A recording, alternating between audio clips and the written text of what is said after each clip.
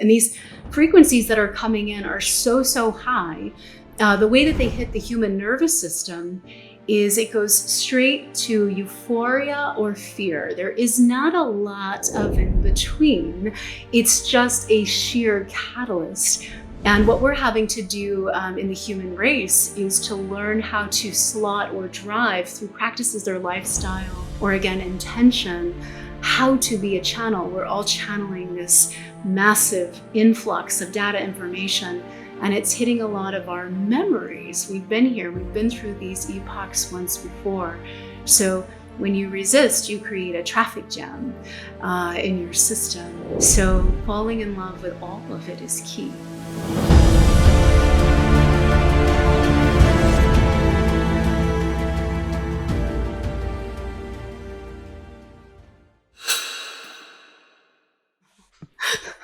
Oh boy, wow. That was so pretty. Oh, well done. Thank you. Powerful. It is. I'm like, oh goodness, figures. That's really beautiful. And it was like very aligned with what you teach about bearing the light and reflecting it, receiving it, all of it. So yeah, wow. That was my first time somebody cultivating space in a virtual way like that, peaceful and beautiful. Yeah, I'm learning so much already. Beautiful. So Bonni McCliss, welcome on Just Tap In. What are you most excited about right now in your life? Oh my gosh. I have to just pick one, couple. All of them, infinite. We can spend the whole podcast talking about what you're excited about. I think that's what's going to happen. Just me and my ball of enthusiasm. I think the first thing genuinely that I'm excited about is us, like the collective, being so willing to take this plunge into spiritual truths and to find our own individuated way in all of that. I mean, man, it's like the cat's out of the bag. We can it's like this new version of the Aquarian age. We can be ourselves. So I'm really excited to be alive at a time where we can all just connect without masks and so many filters that society thought we needed to be successful. And I'm looking forward to teaching more about how to do that, because this is really hard to live naked and authentic and to participate with all that nature has in store for us as we go through this big evolutionary shift. So first of all, I'm really excited to just be participating human. And then, of course, to have these little pockets to talk about how we can enrich our lives and make that a part of every single day, so that, this spiritual life can kind of feel so daunting, where are we on the road of our own evolution? So I want to help people find themselves, find their voice, find their heart, and create a compassionate society. So, that's all.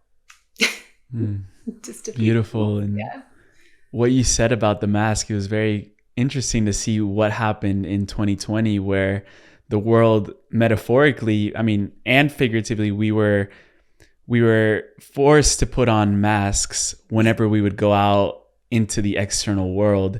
And now, as soon as that started shifting and people started saying like, no, I'm not going to wear a mask when I'm outside. I think that's also what's happening. People are dropping the masks. People are more welcoming of their authenticity. And I've heard you say that right now humanity is facing the most incredible test that we will face.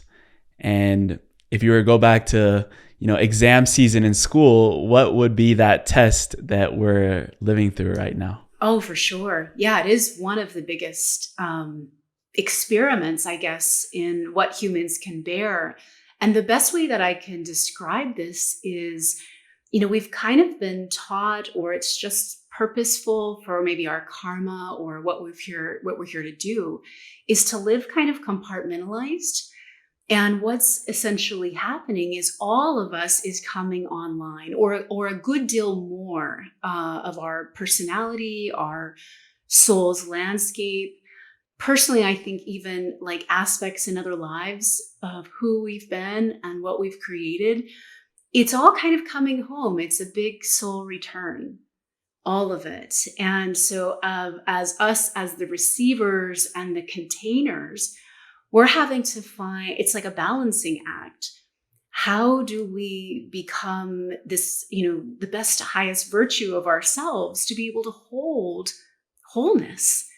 It's tricky. It definitely comes across simply, but it looks like we're going to have to adapt our lifestyles of fragmentation, of not being transparent in some areas and then being very transparent in others.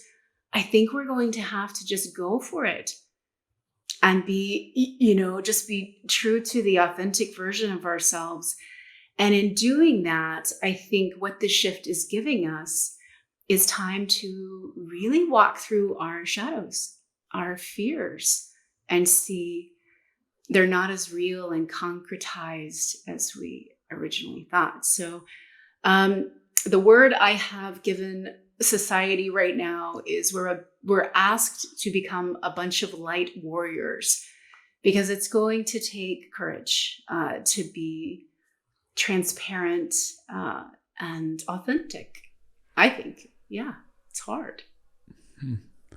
And there's some very interesting phenomena right now around light, because just a few days ago, there was these massive solar storms throughout the whole world, Europe, North America, where different places on Earth you would be able to see the aurora borealis. And I was reading through some of the articles on CNN and like other news, like what are they saying? I wanted to tune into what they're saying and also what the spirituality within is saying. But basically, they said that the storm could affect the power grid as well as satellite and high frequency radio communications. And, regarding that aspect of receiving more light, this is in a very literal sense because the sun is sending its solar flares to us. Where do you see that is happening with that phenomenon? What are you sitting with right now in regards to that? Yeah. Actually, that's a really big and beautiful connective topic for me based on some of the things I've received as a channel, as an intuitive. Especially, it takes me back to a very specific date, March 4th of 2020, when I had a pretty radical encounter. And I've had some strange things happen, I think most psychically inclined people do, where this information about the shift of Earth was shared with me, just kind of a point-to-point contact. And this was a teacher, an astral teacher to me, I believe. And I saw them one time and the message was given once. And, it was like, I hope you understand and remember what I have to tell you right now. And there were some really valuable points. And one of the things that I heard this energy express was that basically the Earth is never going to be the same again. In fact, it said, we're going to go through a point of terror. And I thought that was a really, scary and horrible word to use. And, as this information unpacked itself, this energy said that, part of what I just shared with you, that we're going to have what they called a solar return, where these aspects of yourself are going to be just coming back at just light speed and waking up. And I think that that's kind of part of the distortion and maybe the amplification of some of our anxious feelings or confusion, because we're changing so rapidly. And this energy also explained something. And at this point, I was sure I was the wrong human to talk to, because I'm not a particle physicist and I don't understand. There's so many other people that would have been better candidates. But this energy said that we were going to experience a gamma radiation, that the periodic table is changing, and that even the chemical table of Earth is changing. So much so that we are going to experience charged particles in the air, specifically, just that.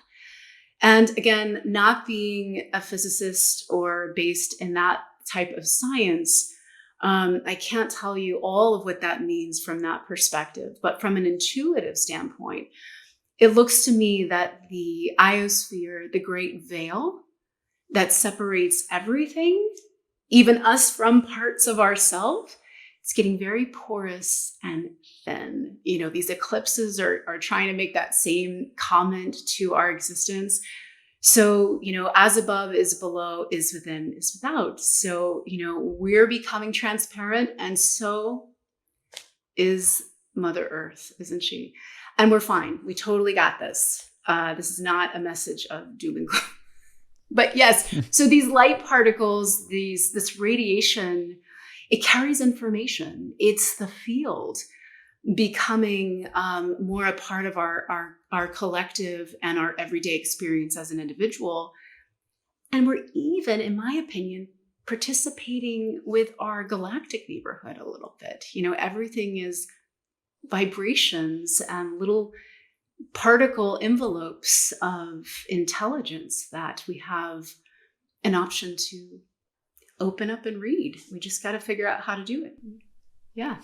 Oh, I could talk for like hours on Earthship. We will. Yeah. We'll condense maybe into like a few hours, but it'll feel like a lot of hours. But we're gonna cover for because sure. Yeah, time is completely relative. And yeah, Bonni, it's very interesting when I heard your story of growing up very connected to these psychic abilities. Already, your intuitive channel was wide open when you were, your earliest memories being 2 years old. And you had many experiences up until you were, going into your teenage years. And then that's when society started saying like, that's not normal. Yeah. And, growing up in an old paradigm, growing up in an older consciousness, I would say you were put into an institution labeled as schizophrenic, which I feel like that in itself is a big diagnosis for someone to receive at such a young age. So I'd really wanted to tune into that aspect of your life, transitioning into discovering your power and discovering all your psychic gifts again and reactivating that, because with what you said, the veil is open. People are now being able to access this information much more. So how did you navigate knowing that you were confronting an old consciousness and now it's a whole new consciousness that you're working with and being in direct contact with? Yeah, great question. I think the first thing I want to say is that I think we have a destiny full of open points. I think you hear people talk about out points when you can leave, but I think that there are open points as well. So for me, moving from that, and it was, I'm glad to hear you say that. It really was a bizarre thing to happen. When I look back, I'm like, the writing was on the wall because all of it was just so paradoxical and strange. So I would like to say to you and your viewers that I moved through with great understanding of natural law, intelligence, and faith. That's not what happened. I stumbled in the dark and gave up more times than I can count. Cried, got on my knees, prayed, conversations with God. I didn't know what I was doing.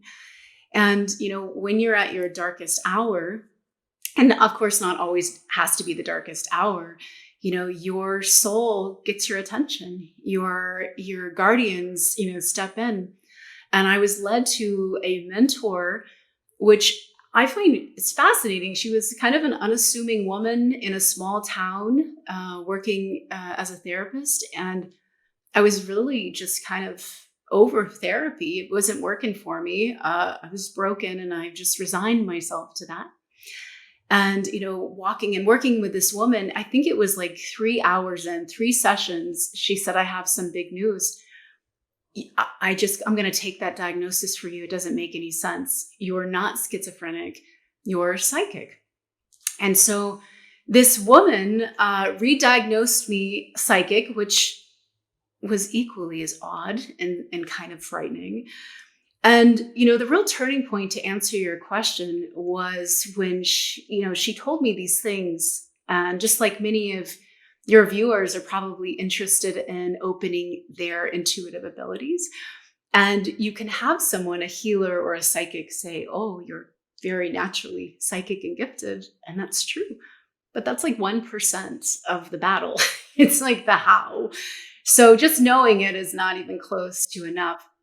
So this woman, this mentor, which I think we all run into our mentors eventually, she put me in the hot seat. She had enough grace and faith in the spiritual world to prove it to me. And so she would throw me into psychic training, like remote viewing. At one point, she said, I want you to close your eyes and tell me what my house looks like. And it was like literally like one of the 5 most mortifying moments, because I don't want to fail. And I just kind of kept spitting out content about her house, down to her wildflowers and how many cats she had. And she said, you're right. Do you want me to show you a picture? And that to me was a turning point. Even though I've had all of these incredible gifts as a child and connections to these, what I call master teachers, society gets in and you can lose faith, and you could really just forget everything that was ever good, like in a heartbeat. It just happens. So through her faith and her heart-based practices and working with meditation and mindfulness, she taught me how to believe in myself, or she was the beginning, the catalyst. And a lot of the things that I did was just to honor her belief in this work and in me. And as the story goes, the more you'll know this too, Emilio, in your story, the more that you lean in and have faith and meditate and be intentional with your transactions, it just breeds more light. She was really the catalyst that helped me see again. And it was sure a lot better than going back to being schizophrenic. So it's kind of a no-brainer. Yeah. Yeah, because even when you were put into that psychiatric institution and you were given these antipsychotics, you said that it wasn't like your psychic abilities shut off immediately, but you were shifted down to lower planes. What was that experience like? Right. Which I think is such a great topic, because if you look at this neutrally, if you look at like the laws of vibration or energy or the law of rhythm, this isn't something, it's not good or bad. It just is. There's all of these different planes of existence and consciousness. So when you have a child who instinctively knew to connect with higher worlds, that's spot on. When I was put on these antipsychotics, it distorted my sensory systems, the way that my brain and my body interpreted vibration. I think it slowed my capacity down. And I think at that point, having such a dramatic chemical shift, I panicked. And in panicking, and also being, institutionalized, there's plenty of things to be concerned about in that scenario. I think I moved into the depths of fear. And in fear, yes, I said I saw all kinds of distorted images, gruesome things, if you can imagine, all the lower vibrations and the creative ways they can express themselves. And I had to learn early on to not panic, because the more I would become frightened and shut down, it seems like I'd get lost in the shadows of these awful images more and more and more. And again, I was lucky enough where it was destined to meet yet another obscured light opening catalyst to help me pull even off that plane of consciousness. So I don't begrudge any of the darkness or the fear. I think that we're meant to really ride this roller coaster and have this experience of going into those heavier planes or heavier densities and then rising back up. But that was, so many stories there too. But basically just think of all the horror movies you've seen. That's kind of was my world for a couple of years, actually. Yeah.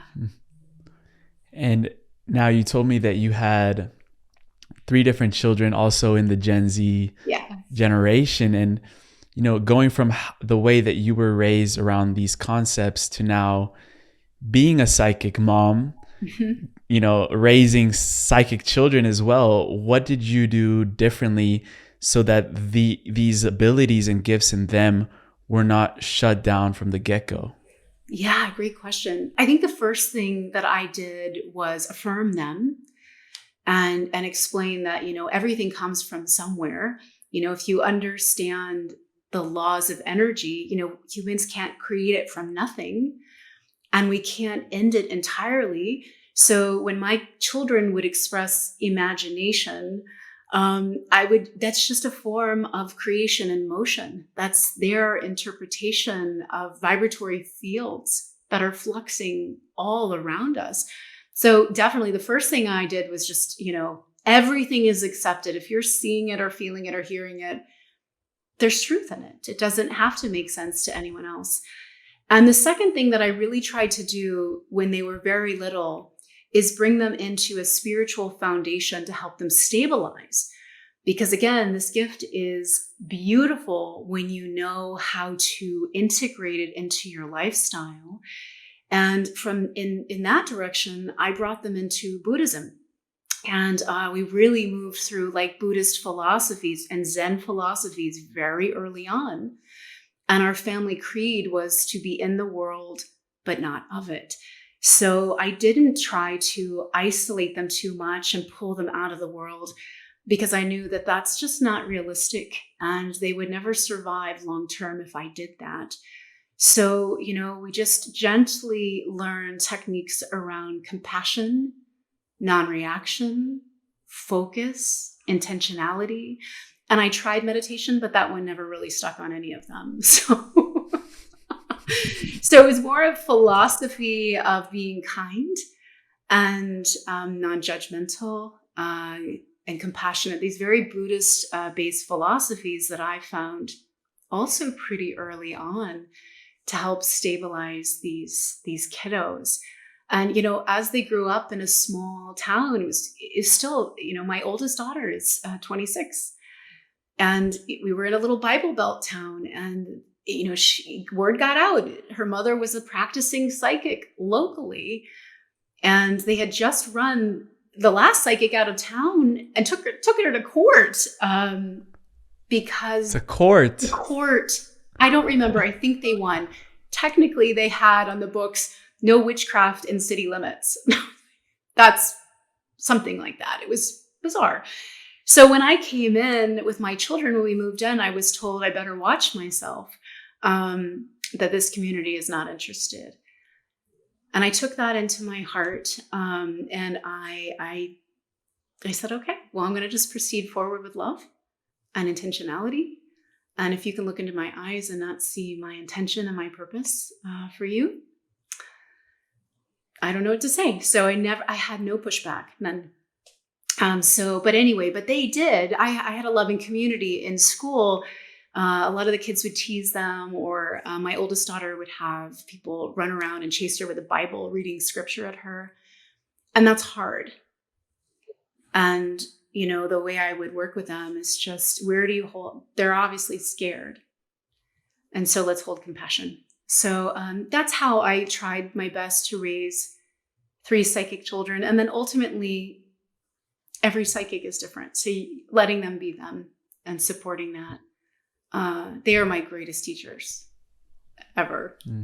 Yeah. Beautiful. Yeah. And growing up, or I don't know if this has also progressed right now in your life, but who were the watchers that you would experiment with and see when you were little? Oh, the watchers, the men in black. There's not a lot of content on that. I mean, there's a little bit out there that people can explore. I didn't know what it was. Early on, it's the most classic version of the watchers. So again, everything happens for a reason. But when I was young, my mother left me and my brother often And we lived out in the deserts of Nevada at the time. So strange things happens in the deserts of Nevada, if you know. And literally we would both see like men in black type energies, show up at the door. I would see them walk through the wall. They look to me just like shadow apparitions. When I was a kid, especially on the medication, they would show up quite a bit. I wish I could give more intel on what they are or who they are. They literally, by the nature of the word, that's been my experience. They are watching and observing, I think, human beings who are creating some kind of frequency disturbance or are emitting light in a pattern that's peculiar, or maybe a different DNA or genetic system. They're just kind of the looky-loos, that you see. Some people think they're from government, some people, other races and beings. Who knows? I've seen them a lot working with clients. So ultimately, I think the watchers are watching for anomalies and patterns in the field that we can create, which, yeah. It's so interesting because I'm a big proponent that the greatest truths are often hidden in plain sight. So true. And I'm also a big fan of the Marvel Cinematic Universe. There's actually a series, you go to Disney Plus, it's called The Watcher.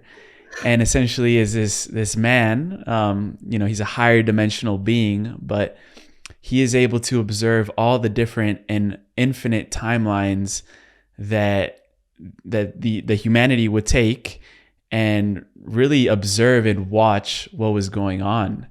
And let's say if you were to put yourself in that perspective of watching over what's going on right now with humanity, what are the different timelines that we're really looking at right now in terms of, where are we headed out into the future with all these shifts and receiving more light and everything that we've been talking about up to now? Yeah. Oh my gosh, such a great question. And a really good point with the different value of watchers. There are some that I think could be considered on the timelines or the vibrations of the more shadowy planes. And then some that are considered, I call them the United Nations of the cosmos, that are really looking over this, experience of evolution for humanity. I think this is where the natural laws are going to come in. I love that you bring out the Marvel kind of aspect, because I really believe we're becoming what my guides refer to as avatars, or these are these superhuman components.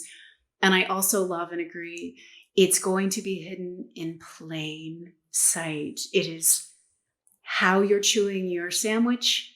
It is how fast you're walking to your car, like these new calibrations of our system to receive faster frequencies and oscillations of light is really kind of the bounty and the truth of how we're going to move forward to higher timelines. Because when we're looking at integrating all of these pieces in ourselves, if we can't do that for ourselves, it's going to be very tricky to do that as a collective race. So it's, to me, like Russian dolls, where we figure it out, we figure a pattern or a system on one level of consciousness, and then we could really move to the next level involving maybe groups or communities or maybe the whole world. So I think that ultimately we're destined for as high as we can go, as high as we can believe, as high as our physical container will allow us to work with these frequencies and these light transmissions. I love like the Theravada Buddhist systems. I love the Dosa Chen, the Bon, when they talk about these rainbow bodies. Like, we know the spectrum that is possible for us. I've had the great opportunity to learn and work with some Indigenous teachers and communities. And they tell stories when their uncle like ran across and walked on water. I've watched talk to the fire, and the fire responds and, raises 10 feet into the air to communicate. And these are people that are unassuming. What do they know? How do they do that? So I think, to summarize, it's a great question. I think it's up to us to go within and to really traverse our own dimensional territory. I get a lot of people looking up to the stars going, when are they going to come and teach us? I don't know if it's going to happen that way. I think the Stargate is within. And I think we're truly just perfecting right now. Like, there is not really future as we know it. I think that we're just going to have a pristine presence and now that will kind of detect where we're going to end up on a density level, if that makes sense. Yeah. Yes, it does. Because you've mentioned also that you've studied the Mayan cultures as well. Yeah. And I love them. They talk about how we're moving from this like solar epoch to like a galactic center. And that really ties into what you're saying of like, when we're looking up at the stars, when are you going to come? When are you going to come? How does the positioning of the Earth right now, if we're shifting into a more galactic center, what does that mean for humanity reconnecting with other beings, other races from other solar systems? Yeah. What is that process like? I think it's like if you go to another country and you speak your native tongue, and you have a couple of options. You could be really frustrated at the lack of communication. You could try to speak the language and give up because it's so off of what you're used to, or you can lean in with fortitude, commitment, and intention, and really look and hard to merge the two patterns of communication to really come up with one outcome. So it's the same thing, I think, with our galactic neighborhood and the universe at large. When we look at the Mayans, they said that we're moving in now to, yes, a galactic center, and we're moving into time beyond time. And this thing with time is really, I think anybody on the planet is experiencing like the schism within time. And if you look at the one true language for interdimensional species or, different dimensions or planes, time is not the one true language for everyone. Time is, it's small. It's sequestered. It's not going to take us where we want to go, but space is. So I think that when you look at wanting to engage with a multitude of different ranges of vibrational spectrum and consciousness, I think you have to bring in this idea that some teachers have brought to the forefront, which I love, called vertical time. And I do love, if your viewers want to look a little bit more into this, I think Greg Braden, if you know who he is, he's done a lot of beautiful work, especially around the Isaiah effect. It's fascinating. And the gist is we kind of want to stop looking at future in a timeline or past in a timeline. And we want to start to look at the quality and the depth of right now. So with that, with the natural laws, the law of correspondence states as above is below, is within, is without. And so now we're starting to see just how powerful we really are with affecting our timelines. We're also seeing that by any choice we make, we're affecting each other. So ultimately, I think the one piece of advice I would give for connecting galactically, to really pierce the veil in your own intuition, is truly go within and purify or get aligned with what it is you're trying to create or do. You cannot fake out the universe. Like, we have to clean up our act as a receiver and learn to listen really deeply. To start, there you go. The vibrational language of space is all we need to master. Yeah. Beautiful. Because you've scattered around this conversation sort of different universal laws or laws that, we can really tap into and understand. And what I love about your work is that you were open to this whole, channel of information, but you also did the work to research it in your own way. And you were going down studying from like, what do the mystery schools do? And like, what are the ancient laws? What do the indigenous people know? Yeah. And in bridging those two worlds of your own inner wisdom and what you've studied, where do you see the convergence regarding the universal laws that we live by right now? And you mentioned the law of correspondence. Yeah. Where do you see these ancient laws and how do we realign to that right now? Yeah, great question. I think that brings me back to, what you said. It is right in front of your face, our face. It is right there. And, I think being an Akashic channel or an Akashic reader, ultimately you learn that this great vast field is just a series of patterns. And so, that you start to look at those cross points and the patterns from indigenous culture to prophecies to different, methodologies, or, you just start at the people that seem to really dedicate their life to discovery. There's a lot of influence coming from the Egyptian dynasties and out of the Orient and the Eastern relevancies. And even the more modern day, the Theosophical societies. If you're familiar with like Rudolf Steiner, he came up with the anthroposophical philosophy for children in Waldorf. He was a psychic. Now we use his methods. Most people don't even know that this whole great education system came from a clairvoyant philosopher. Blavatsky and Alice Bailey, like these occult teachers are starting to reintroduce these patterns. And so to answer your question, I look for patterns in people. I look for patterns in life.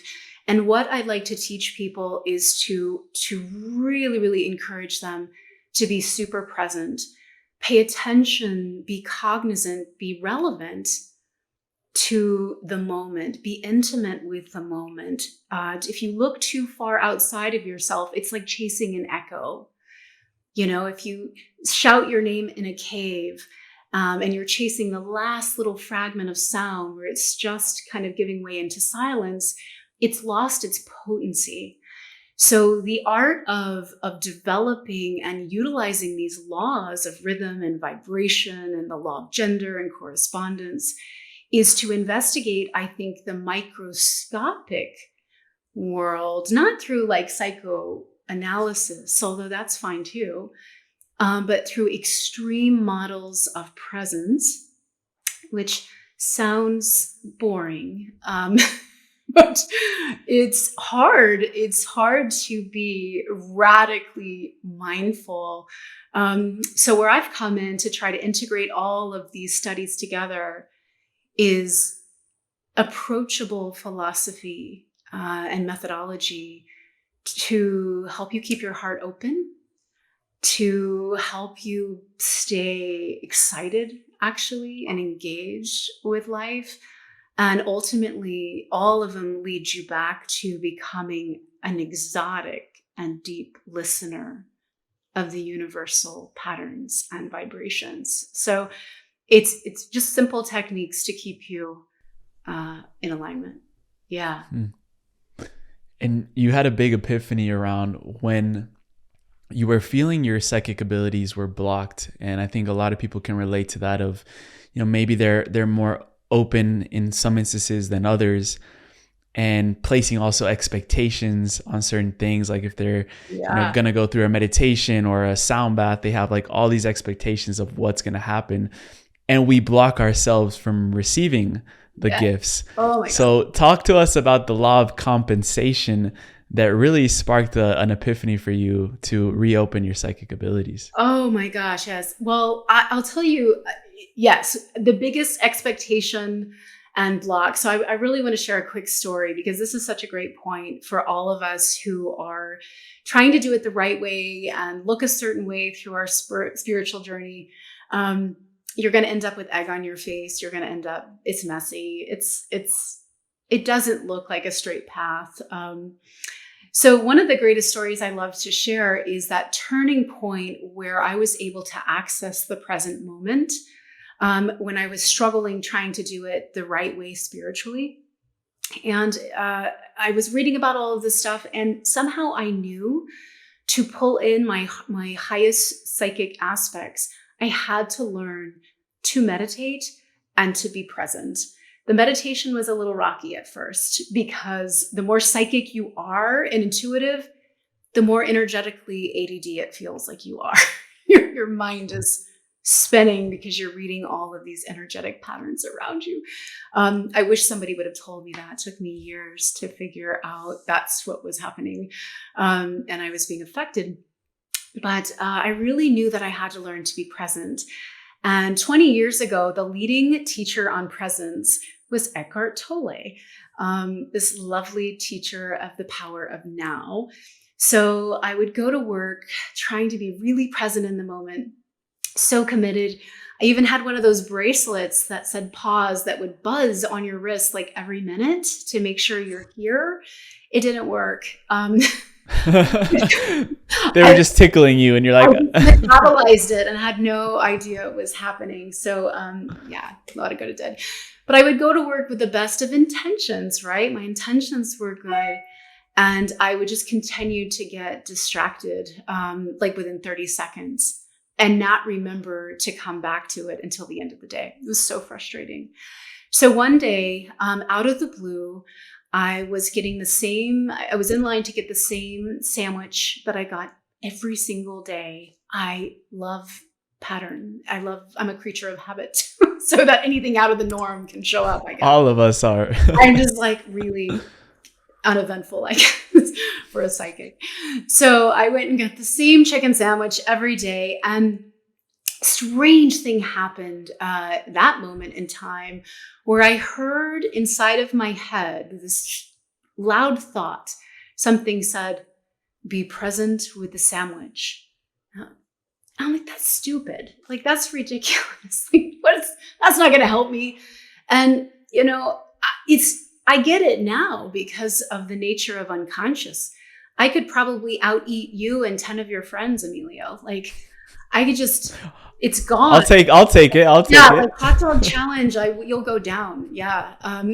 So we have to do another podcast. It's a live hot dog challenge, Bonni versus Emilio. Yeah. And we're going to put some money on that. If you want to see that, comment below.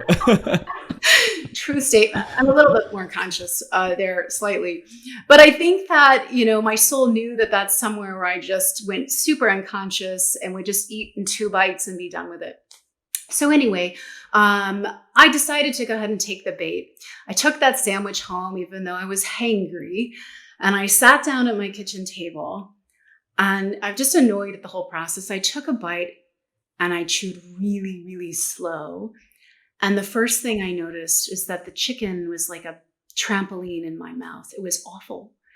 And the sauce, it was doing the sweet and sour mist. It was really disgusting. And the sesame seeds on the bun were like furniture sliders in my teeth. It was a miserable, I'm like, who does this presence thing? And from there, something really radical took place. As I was chewing the awful chicken, a mirage started to fill up the room that I was sitting in. Almost like if you've ever seen heat rising off of pavement in the summer. And that was happening in my kitchen, this field of movement and I guess energy at the time. I didn't know. And from there, I was hearing like the clock 3 rooms over ticking, and the birds outside were so loud. It was like Alfred Hitchcock. I don't know if Gen Z hung on to Alfred Hitchcock, but it was really, really, really loud. And it was so intense and scary, actually. I threw down my sandwich and I ran outside, and I had to shake it off. And it took me a while to process what happened, but that was a version or a variant of extreme presence. And opening myself up to the field, to all of this energy spectrums, it was really, really daunting.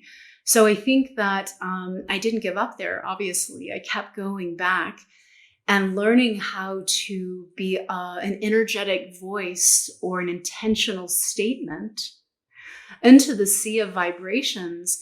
And that's ultimately what helped me kind of link into a psychic path of being able to read for people, because I had an intentionality with roots. It was like a heat-seeking missile this is me. This is what I want to do and help people. And that created, through the laws of energy, this law of, of reciprocity and correspondence, created this magnetism pulling me back that which I was seeking. And then we had game on. So, it was a sandwich that changed my life. How did you awaken? No, I was just eating a sandwich one day and this is why if you expect some people do have really exotic, beautiful, I have a lot of domestic, mundane stories. That's why I'm very compassionate to the frustrated, to those trying to open their intuition under great expectation. I just want to hug them and say, hey, you're going to be here a while.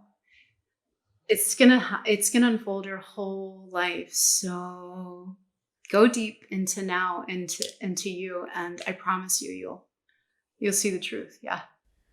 And there's also there's a big lesson in there as well of, even if we are in our routine or creatures of habit, if we're doing the same thing every day, but we are still present and aware, we can notice those moments of out of the ordinary things, which is one of your most powerful tools in your arsenal is the non-ordinary events journal. It is. I love to walk people through that practice a little bit to implement it and make it practical as well. But also, what are some of the most recent non-ordinary events that you've experienced in your life? Oh my gosh. Wow. That's a great question. So non-ordinary, well, I think that I lead into this non-ordinary, exposure to one's patterns. I really lean in, but you have to get behind trusting your life first. You have to be, in that mindset of there are no accidents and that everything around you is such an intrinsic and divine pattern that it's safe for you to kind of let go and be within that, and that your soul will only key up the next perfect moment that you need. So it's really, really important to begin with a foundation of, I trust my life. And when you do that, what it feeds you back is, your soul's messages. So there's two ways to find your soul's voice, or your destiny or purpose. One way is going deep within yourselves.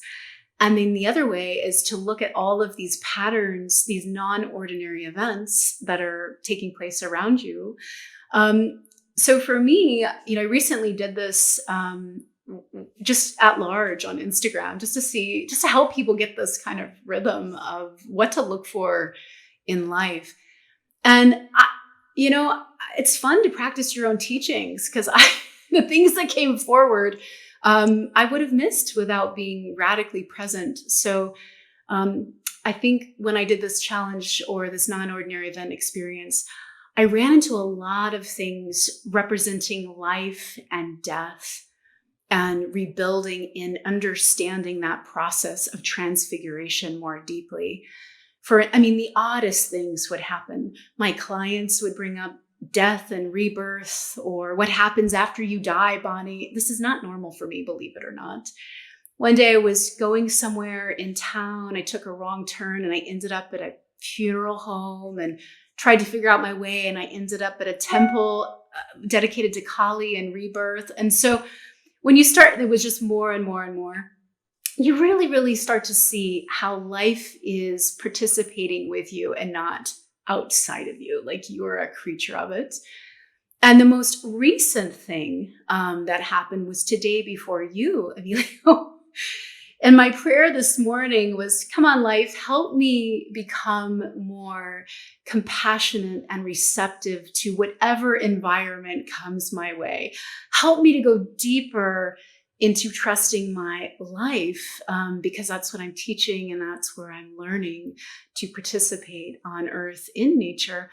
And so I was looking for a really quiet spot to have this interview today.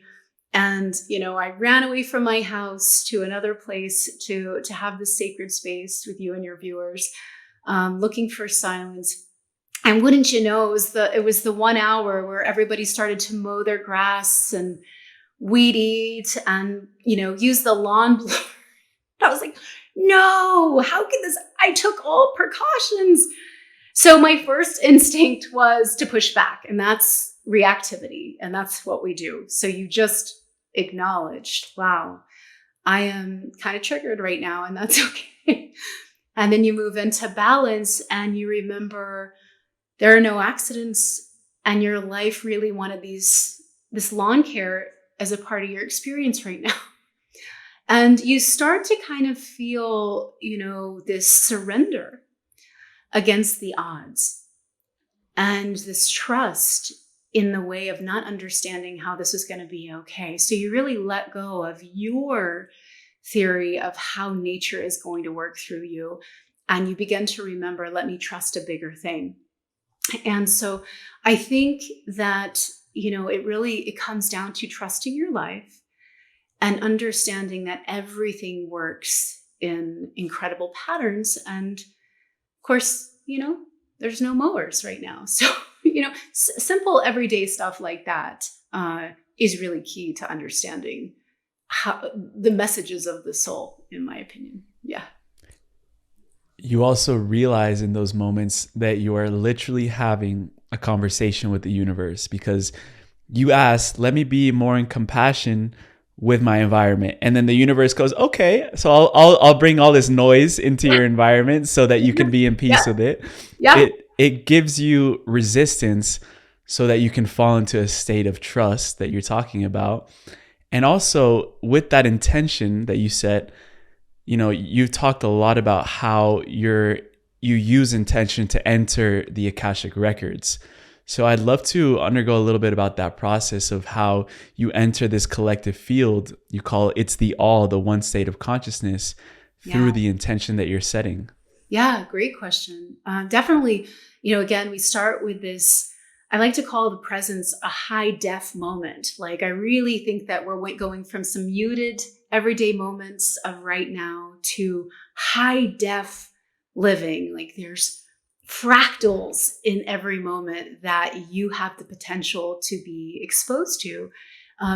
For instance, I thought with the mowers all around, after I found my center in my compassion, I thought, wow, the law of vibration is really here. Because if I went out there and said, hey, can you just stop for a little while? I'm doing something really important and I'm trying to, bring light into the world. Can you just do that in an hour? We have to be conscious of the vibrational effects that we have, and how somebody else would receive that and the ripple that it would send out. So very much on intentionality and being clear and present and intention with everyday life. It works the same way with the Akashic field, with tuning in. So what I like to tell people is that the universe, you can't fake out the universe, and the field knows your heart, your DNA, your soul's plan. It knows everyone and everything. And so your only hope for staying on the wave that you are really emitting and getting that signal to respond is to truly go through what I call a purification of your intention, an alignment with your an intense, authentic self. And I say purification, I don't mean that in like good self, bad self. I mean a real alignment with the virtues that you possess. So for example, when going into this Akashic field, you can only pull, think, and speak and act from one of three places. The first place that you can be intentional from and not even know it is fear. Sometimes people, especially with abundance or prosperity or money or resources, they're calling on universal technology and energy. And in their minds are like, I believe, I know I can do this. It's my destiny. I deserve it. And, all these beautiful affirmations, which is great. It's a part of it. But the origin of their intention, and we all do it, is still coming from a place of fear. And you have to do a lot of work to recognize fear responses in the body. And it takes a while to kind of know yourself that way. The other place that we create, speak and think and act is from our ego. And ego it's just turned into a nasty little word, I think, among the spiritual community. It's not really, it's your personality.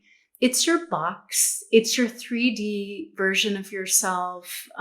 It sometimes will tie in a lot with fear, but it's your wills, it's your drive, it's your passions. Again, these are not bad things.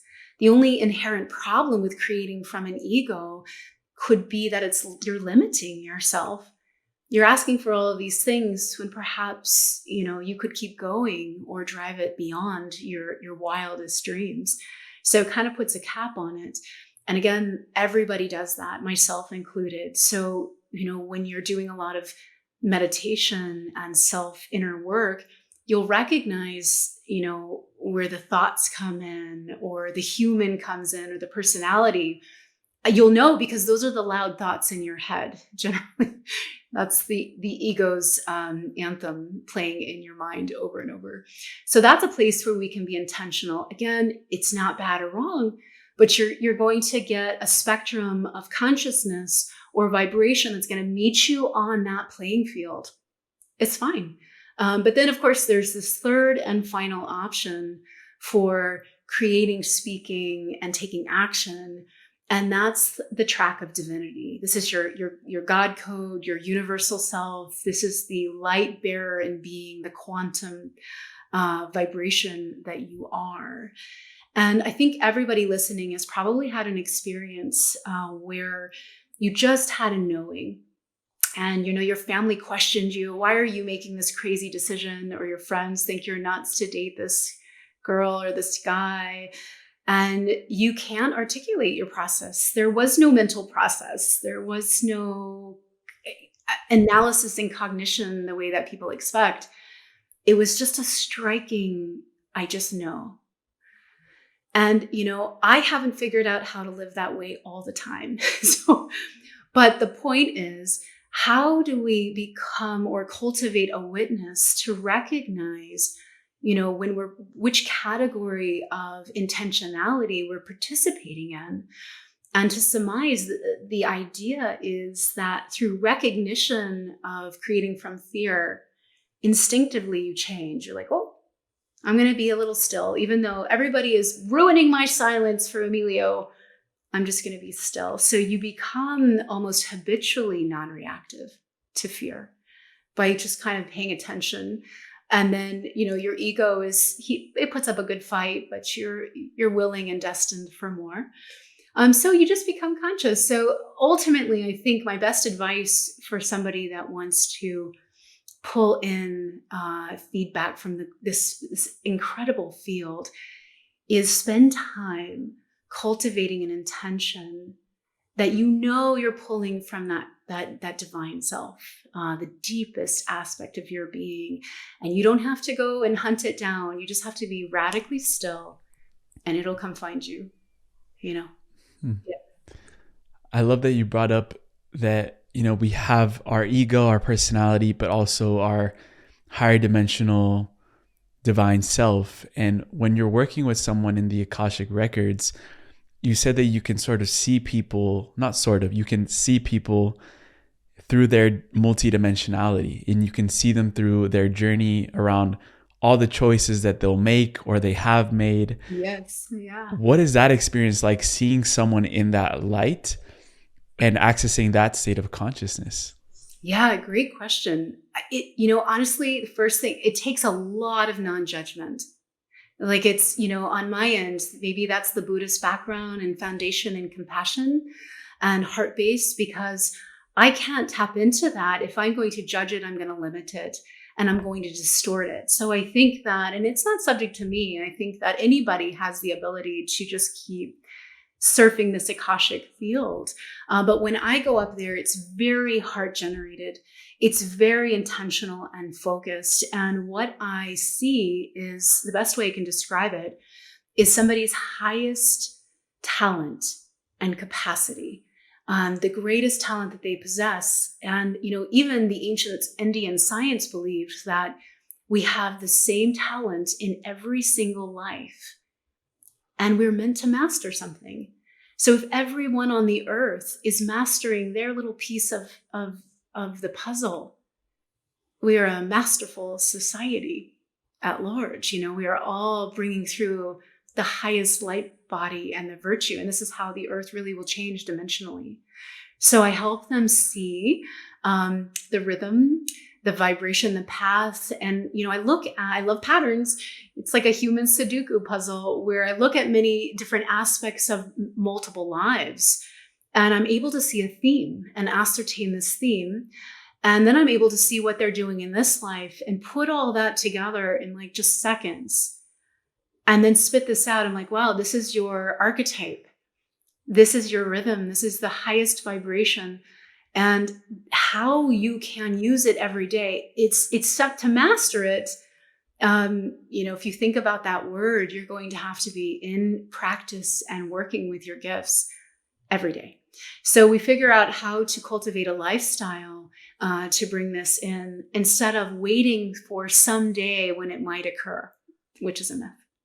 So we take a look at that. And the other thing that I see for people that I think this works with yin and yang is their karma. I don't know what else to call it.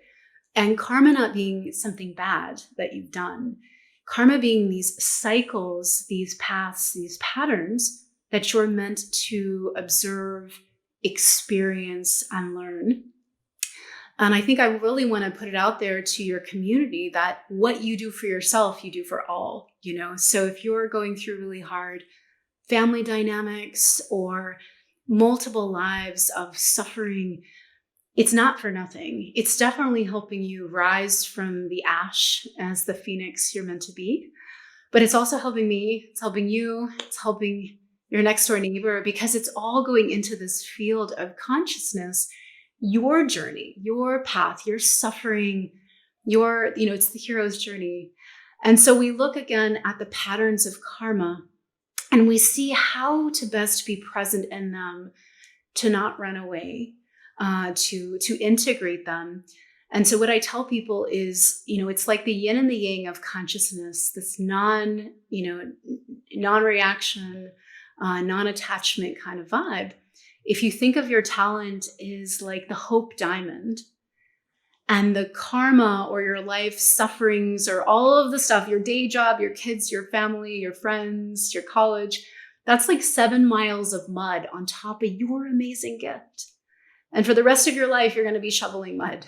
You're excited, aren't you?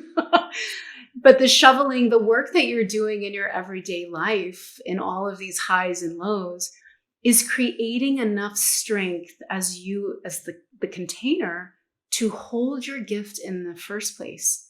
Does that make sense? So it takes a lot of the roller coaster experience of life to actually be able to hold the bounty of your master level gift. It's a very, very divine and precise universe. So at the end of the day, what I try to help people see is that where those connections are happening, and maybe it's not as simple as just quit your job, leave your partner. Maybe you need to lean in and just be really present with what's coming up, even if it's the mowers who are just disturbing your silence.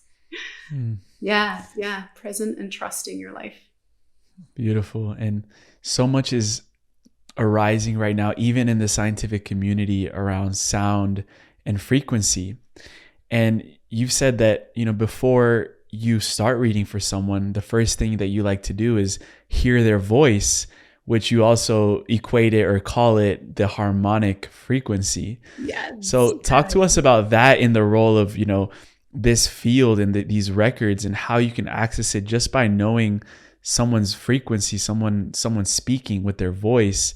How do you differentiate that with throughout different voices and different people that you're reading? It's a really great question. I think the first thing you have to just kind of look at is that it's not happening on a brain level.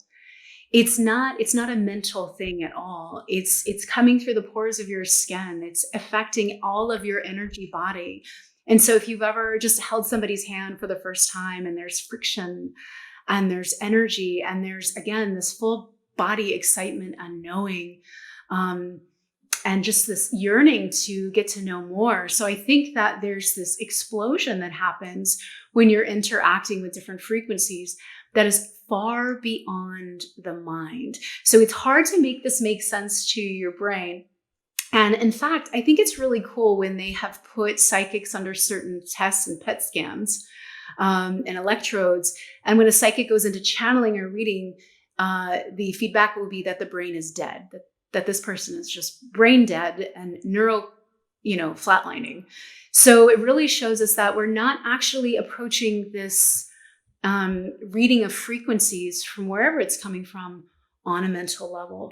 You're using your entire body as an antenna, and it will open and receive based on your intention. It becomes that magnet to pull it in. So for me, when I hear the harmonics of someone's voice, if I'm in my heart and my intentionality, that permeates my energy and slowly starts to emit a current. That current goes up to my brain, well, the mind, I should say. There's some brain activity going on, and produces an image. It produces a feeling. It produces a word. So it's like I'm co-creating with this universal network system. Nature does it all the time. The whales do it. Dolphins do it. Crows do it. I am in this kind of echolocation. So for me, it's ineffable. It is hard to describe, but it is like stepping into somebody's field.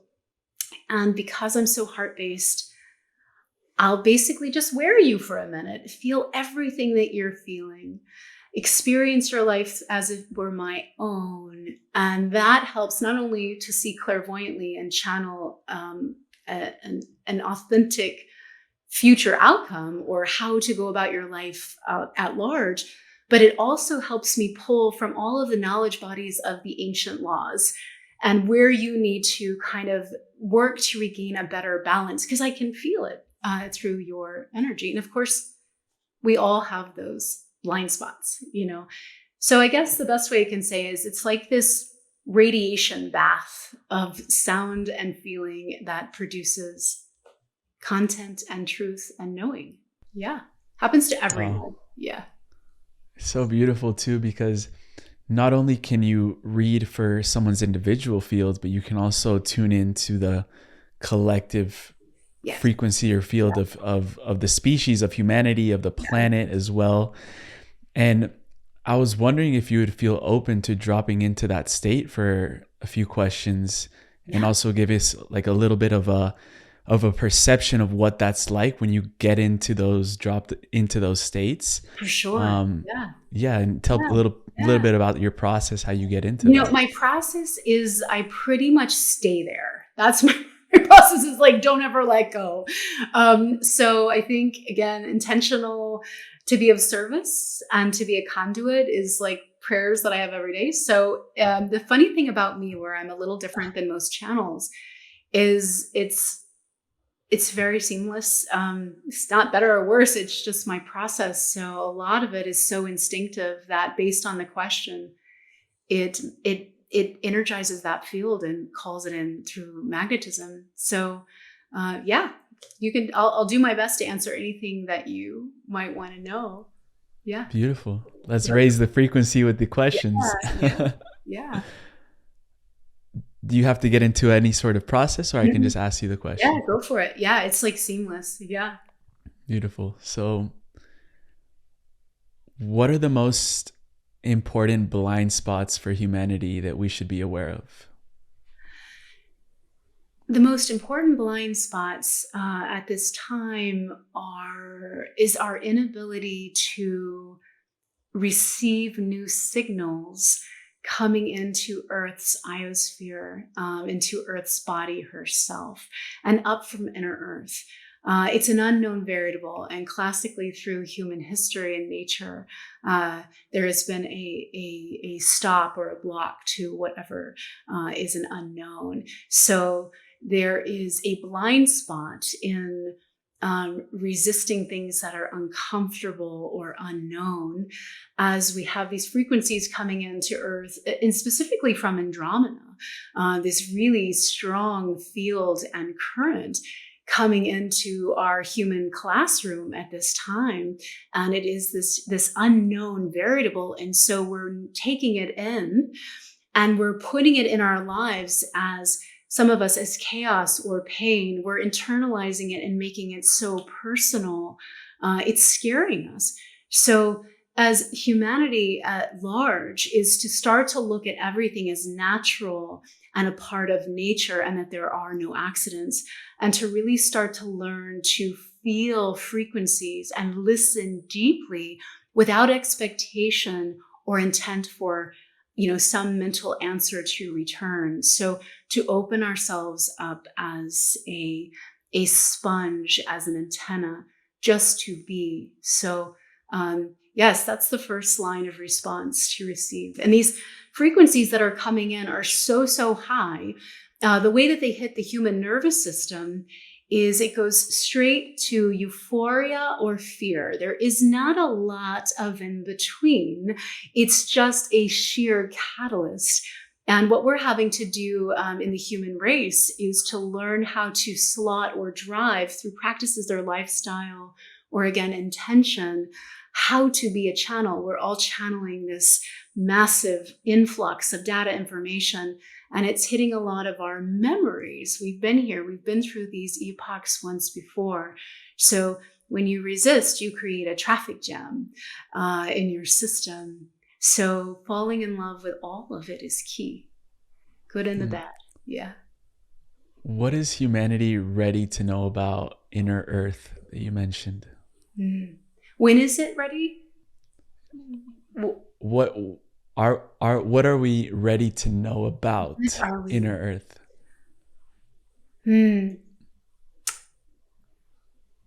We are ready to know about light sources and where their origin emits from. We're ready to learn how we can communicate with nature at large, how we can learn that language. Often in inner Earth, I will hear this conversation of, humans have forgot their essence. They've forgotten where they've come from. And this is why there's such a call to return back to these laws of nature. Because until we're at this resonance, this capacity to be intentional in that divine space, we can't even have a conversation. So it's a call to remember. It's not something we need to keep looking forward as something that's going to happen in the future. It's more of an origination or a memory that's going to resurface. So I think with inner Earth, the veil is very thin there too. I see these beings all of the time coming up and just checking in.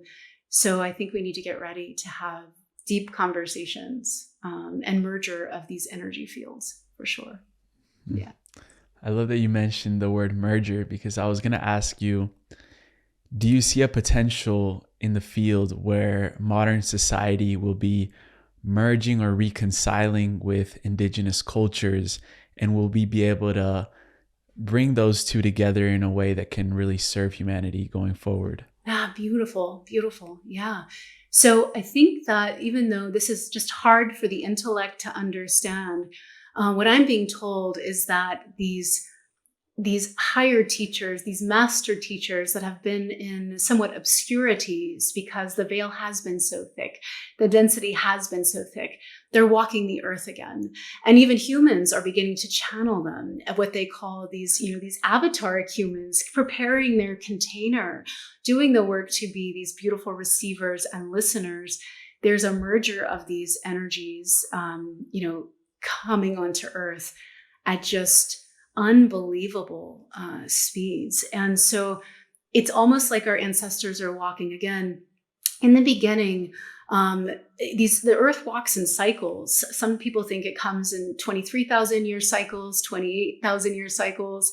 And as it pertains to the indigenous role, they were helping us hold the law of polarity. they were helping us hold, something very sacred that was emerging. And this is an incredible honor, to hold this and to work with this.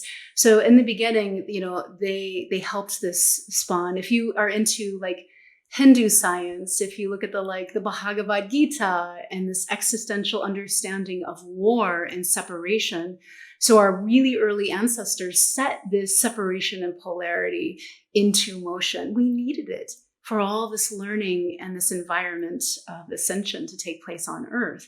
So now what we're looking at in the Indigenous communities is they're coming back in my feeling, in my field, that they're rising again to help teach us how to become one again with nature, becoming a part of nature, that it's not just the trees and the animals, that we are in divine conversation and connection. So they opened up the lotus of consciousness through maybe this polarizing dance that we've been doing.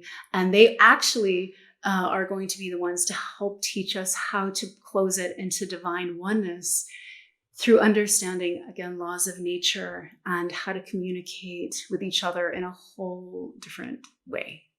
Yeah. That's good. Tell me. I'm so glad you brought up the Indigenous cultures. Like they're like the master teachers.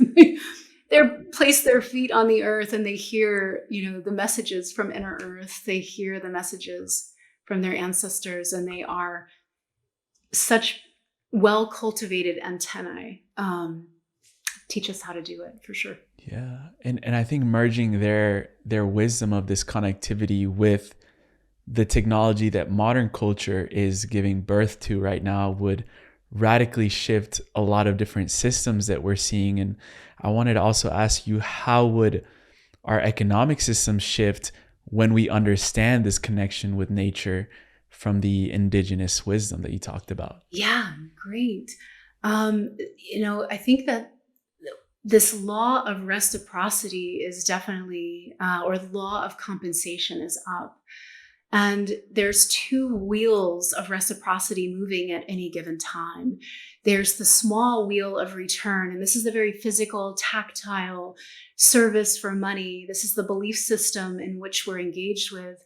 And then there's what they call the high wheel of return, where you're working with the laws of rhythm and vibration, and through intentionality and through the universal processes, you're receiving. And so as that starts to slowly just bring itself into society at large, I think barter systems are going to get to be a thing. I think community service is going to be more of a thing. But we have to move away from this kind of tit for tat kind of society. The Andean tribes and the Peruvian tribes talk about this thing called Aimi. And what it means is me today, you tomorrow, or you today, me tomorrow. And so if a fire consumed somebody's house today, you stop your life and you jump in and you help somebody rebuild theirs. And you do it until completion, because one day you will be on that receiving end of need. So it's time to think collectively, to make decisions that would affect everybody at large. And one of the visions that I've been given early on in this process was in this example or this metaphor of every single human, if you could imagine them in horse stalls, all corridored off in different stalls. And for the first part of their life, they're learning how to become wise and intimate and receive and give love with this animal. They're going deep and figuring out all of the techniques that humans have to understand relationships and just all the experiences.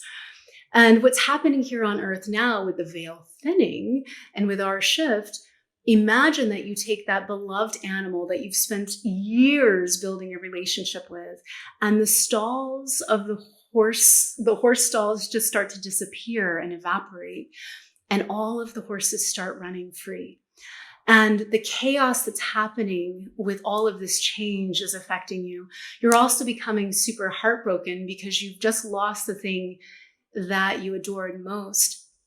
And what they said to me is, who among you will help the other find their horse first? Like, who among you will help others meet their needs? That's not our instinct. We want to go chase after our own horse. But if everybody's doing that, we're literally going to just chase our tail. So I think, to surmise, it really is thinking more globally, thinking on a galactic scale of reciprocity, that you trust. If you're intentionally seeing a need, that you're leaning into that and being of service. And that when your need arises, the sacred reciprocity, it will be your turn to be helped through your darkest hour. So that's our biggest feat in a societal model. Yeah. You mentioned earlier about the Waldorf schooling with Rudolf Steiner. And I'm curious to know what you see are some of potentials regarding education with all of these new children coming in that are open channels, maybe even with their DNA altered. Yeah. What would be the best model of educating these new humans that are coming into the planet to sustain, what is coming next for the new Earth? Yeah, that's a great question. And it also brings up to mind, all these Gen Z, they're giving birth to these new crystalline beings. I mean, you guys alone are so incredibly sensitive and connected and hybrids unto the last generation. So you're going to have to parent these children that probably come in knowing how to levitate. So I think that role reversals, gender reversals, again, the laws of nature are teaching us how not to run it through a small paradigm, from fear to ego, that you're having to trust this larger organization in this great pattern. These children coming in will already know. So it's our job to continue to listen and trust and not see them. And I know that this is a crazy way to look at this, not see them as less than, but to see them out the gate as equal, and to really to cultivate our own intuitive capacities so that we can communicate need on a whole different level. So as education goes, I think it's fascinating you brought Steiner. And Steiner believed that we're going to evolve to the point where our creation center is even going to change. It's going to move from places of the reproductive systems into the larynx, he says.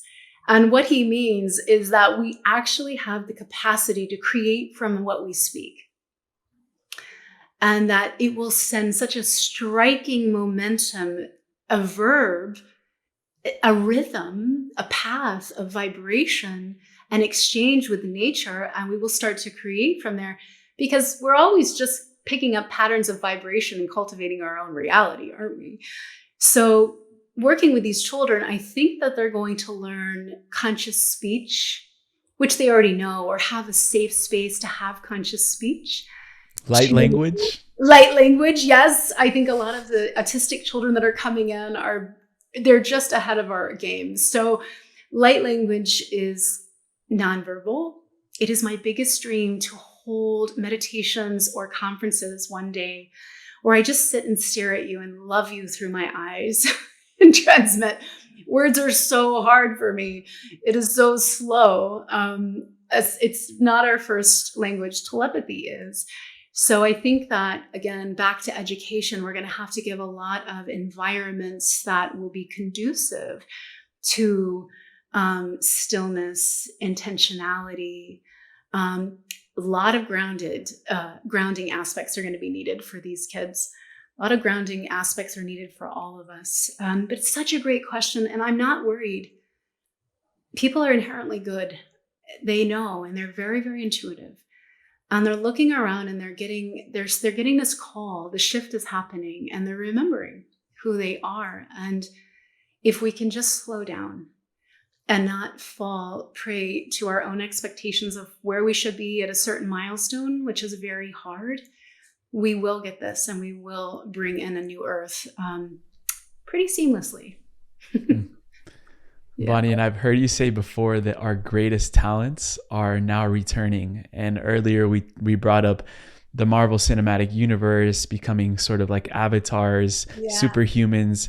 What do you see are those higher levels of capabilities and talents that are coming back to humans right now or in the next coming years? Great question. I think I love like the Avatar, The Last Airbender. Like I love that series. Did you see the new live action I was one? like on So good. up and down. I'm like, this is real. It's flooding into Hollywood. This is why I love TV, because I think that, through the pipelines, we're going to start to feel what's possible. If we can shift our belief, we can do it all. So I think the first thing that's happening as we transition is, through great teachers like Joe Dispenza or Greg Braden or, Mateus de Stefanos. I can never say his name right. He's such a great teacher. Like these beautiful teachers giving us the freedom, or, with me contributing, these teachings of natural law. We're remembering what we're capable of. So I fully expect incredible telepathic experiences. So get ready to your community. Get ready for that. Careful what you think about your partner or your friends, because they're gonna feel it in real time. they're gonna hold you accountable for what you're thinking and emitting on a vibrational level. So I think telepathy is going to be just rampant. I also think telekinetic capacities. I can't believe what's happening, I've noticed even myself walking past a table and seeing things move and I didn't touch anything, or things appearing where I know they weren't there before. So when you have strong vibration and the filtration system, the veil is very thin and porous, and you have memory of capacity all intersecting as one. You really are becoming this avataric being. You are transcending the physical material world. But again, you got to remember, we are receiving signal and creating our own reality. My guides, they often say, impress upon no one. Nothing is truly outside of you.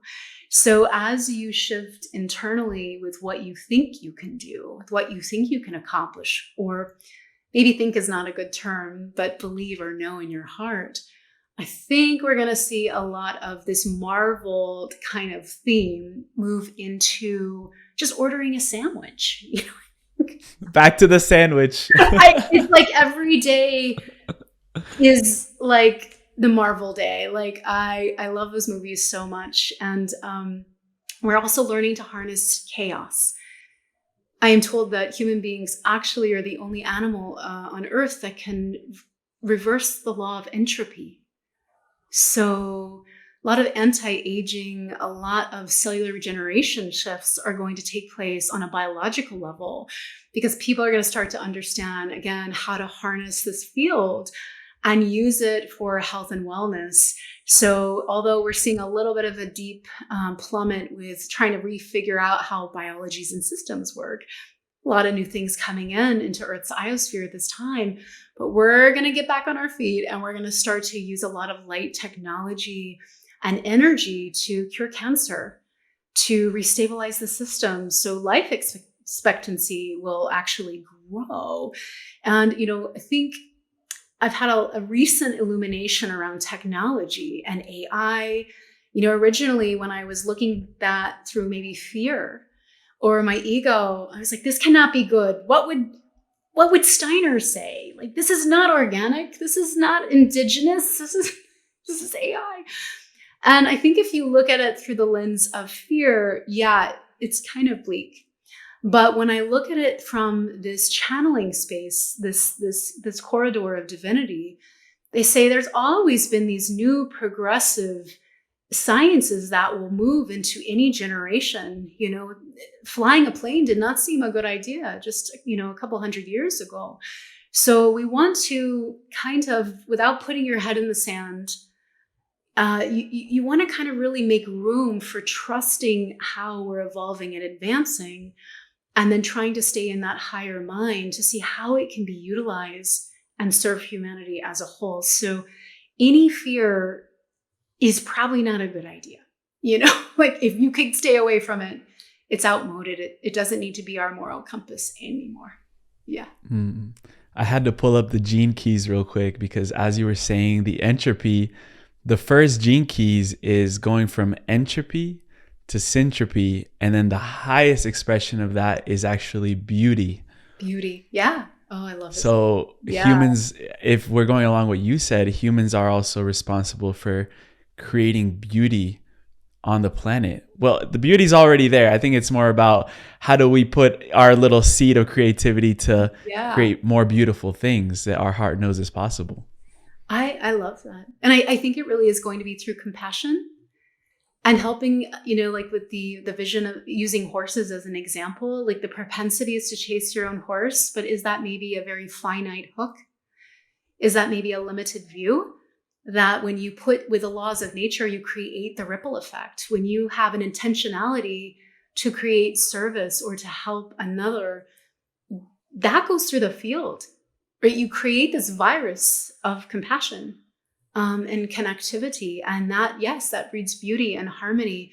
But the first step is just knowing that these fears are long-standing.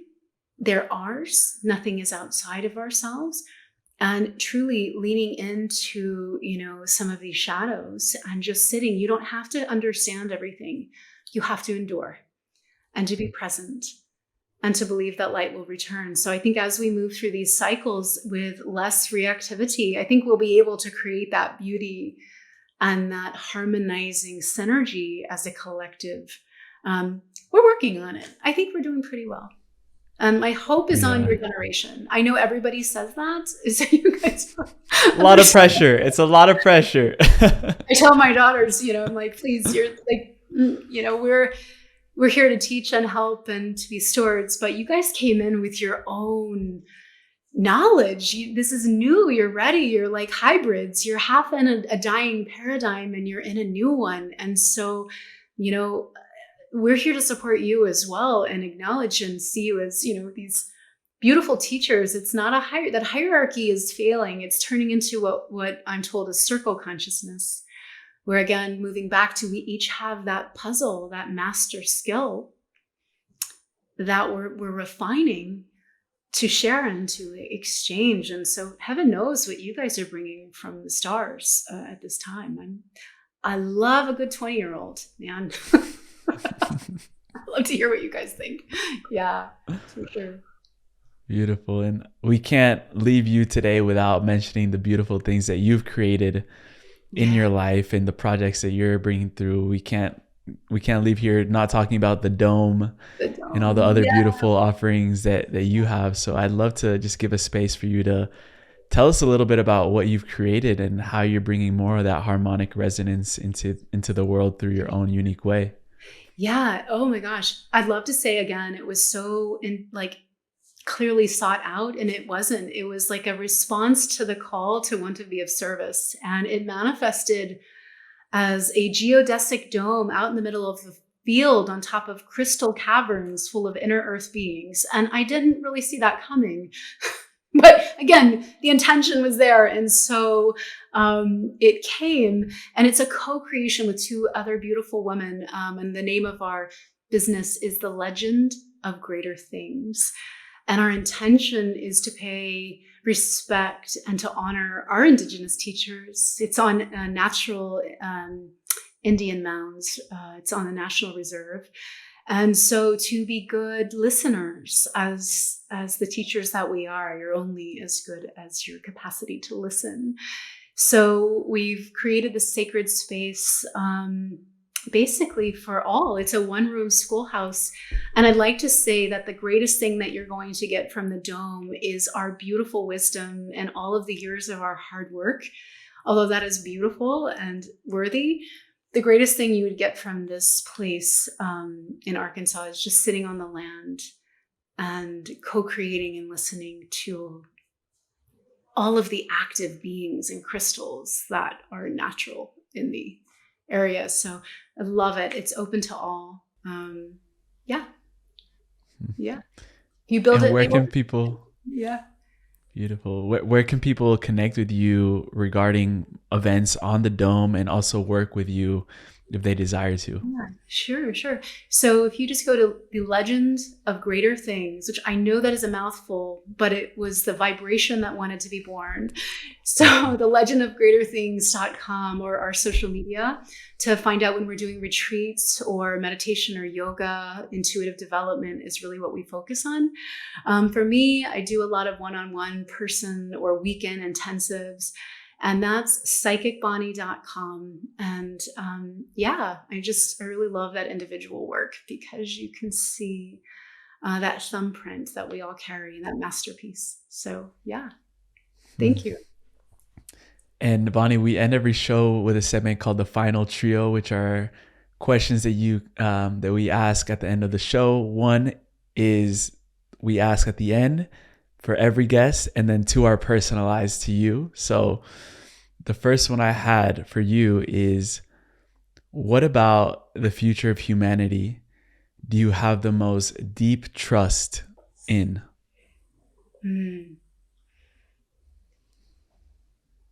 I have the most deep trust in the intelligence and the goodness of humans at large, and that their heart will win the race over their brains and their fears. That their hearts will be loud enough to be heard individually and then a beacon to merge collectively. I have complete faith that that is our place and our direction. And I believe that we will have a more compassionate society. I believe that we will be able to help other people in need and practice sacred reciprocity and know that, if we extend ourselves in service or commitment to others, that it will always come back to us, that we don't need to worry about the small wheel of return, that we can work in harmony with these natural laws. I fully believe they're going to wake up inside of us. Yeah. I agree wholeheartedly. And the second question is, when you began reading or tuning into your own Akashic records, what was the biggest breakthrough that you've ever had? Oh, wow. Great question. There have been so many, but I had personally, there's so many different paths to bring to this world that you can kind of get like excited and unfocused on all the different options. And the way I work receive content for society is I get a lot of stuff through dreams and visions. I will literally wake up in the night and channel for hours on end and write all of these concepts and these philosophies down. I hear them, hence why they thought I was schizophrenic in the beginning. I call it the Morgan Freeman of my mind. So it's like this of like really high. Does it sound like him too? No, it just sounds like me, but serious. I would love to have Morgan Freeman in my head. Just tell me a bedtime story. There would be complete harmony and beauty like overnight. So maybe we need to call Morgan in on these calls. Or David Attenborough. David Attenborough. I think I like that one. So I just have these like downloads that take place and they're beautiful. But once I received one for myself in the form of what they call a dream map. And it's so that you know how to stay focused on what your puzzle piece is, what you are here to do. And in this dream map, in the Akashic Records, they showed me as a bit of an undercover journalist, immersed deeply in, like, it looked like in the imagery, like it was one vast homeless camp and all these tents and all this maniacal, crazy, frenetic energy around me. And they said I'd have to give away all my possessions. And I'm starting to sound more like a Buddhist monk every day, but,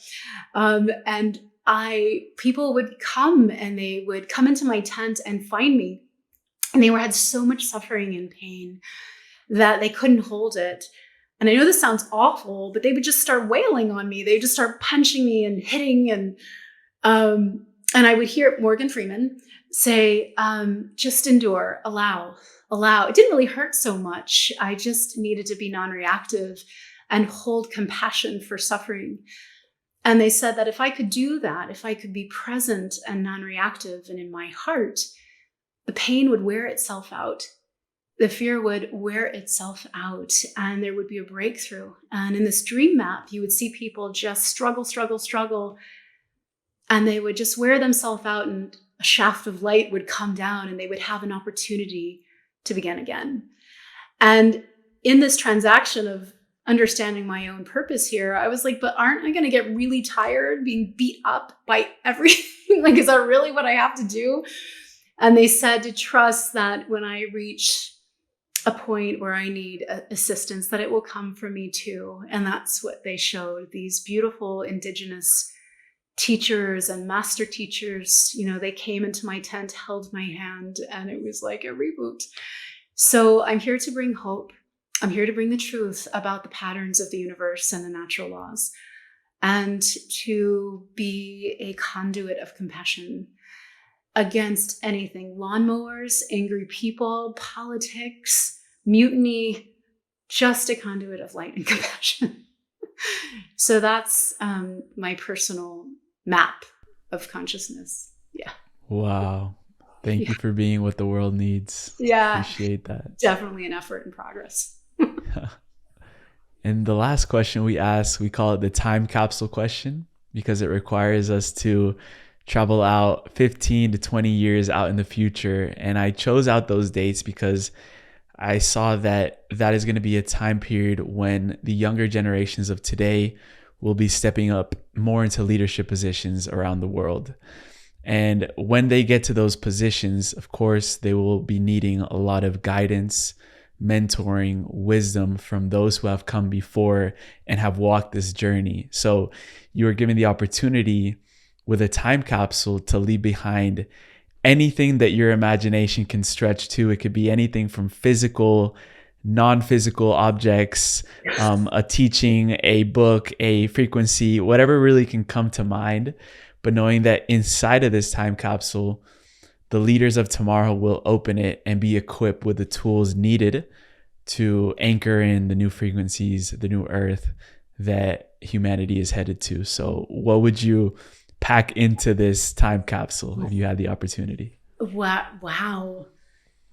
My first instinct is a weird one, of course. It would be just to swallow that time capsule, because nothing's really outside of you. Like, go within. Like, you really investigate your internal world. It's like, you have two options, internal and external. So definitely recognize that the patterns that are showing up as life and external, they're running through your perceptions, your ability to perceive vibration into matter. So take that into account with no judgment, but just observance and presence. But I think I would place the law of cause and effect, the ripple effect, the butterfly effect, that we're so powerful and we're just now coming onto line to remember these things. And so it's going to serve us individually. If we think about things and where they're coming from within us. Are they coming from fear? Are they coming from our limitation because that's what we've been taught? Or are they coming from our higher self, or from the echoes of ancestors or ascended masters? That everything you think, everything you say, and everything you do goes into this field to be experienced by all.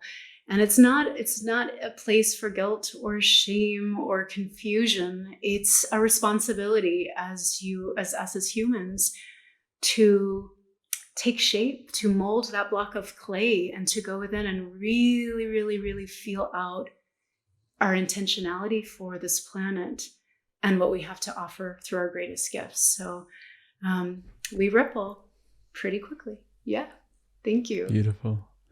That's one other reason why this podcast is called Just Tap In. So thank you for putting that all into a nutshell, that the answers are within us. And when we learn to master the internal world, we can see a lot of different changes and shifts in the external world. So Bonni McCliss, this was a beautiful, beautiful conversation and reflection. I would love to do this again and continue weaving with you. And also honoring your journey, honoring the way that you had to confront the darkness of the psychic world in a sense, and come out on the other side to be able to teach this. And I feel like without that training, you wouldn't have been able to communicate in such a beautiful way what you're teaching now. And I just wanted to express how I see you in that way, and just so much light emitting from you right now. Yeah, and the school of rebounds, we all know about it, don't we? Yes. Thank you so much for the space and time and your community. I really appreciate all of our blending and harmonizing as frequencies, and so it is. So aho. Yeah, aho. So it is.